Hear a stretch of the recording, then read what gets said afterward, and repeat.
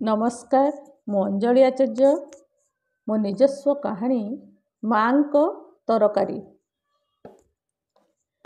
Bathroom रु माँ पाटी कले प्राप्ति किचन को जाई टिके देख तरकारी पड़ी जीवो गैसटा हेले लिभेई दे आस।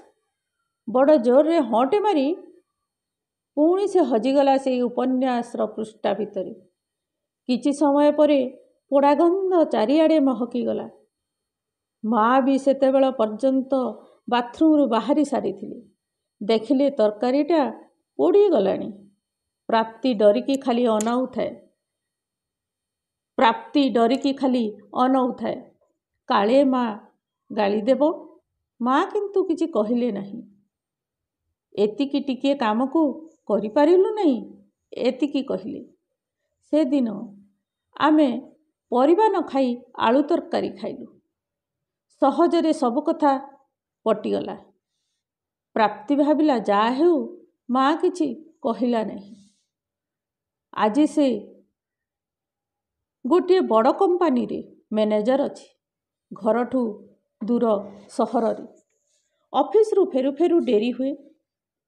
से दिन लुगापटा बदले खटरे गडुथिला। गडु गडु निद होइगला। राति 9:30 हेलानी। चा टिके पीबो भाभी भाभी खूब बेल गड़ी गलानी। किछि तो बनेवा को पड़िबो। बहुत कष्ट रे चा कपे बसैला गैस रे। से चा पई चा पत्ती चीनी डबारू चीनी काढ़ू काढ़ू हाथ खाली अबस लागुथाए। सेई दिन भाबुथाए केते कष्ट रे माँ से परिबा काटी नथिबो।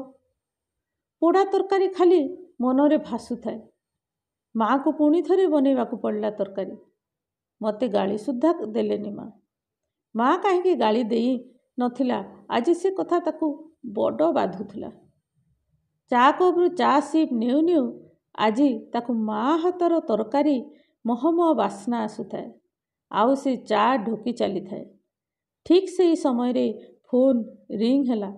से पटू माँ कहूतिले प्राप्ति खाइचु तो भलरे न खाई सोइबुनी। धन्यवाद।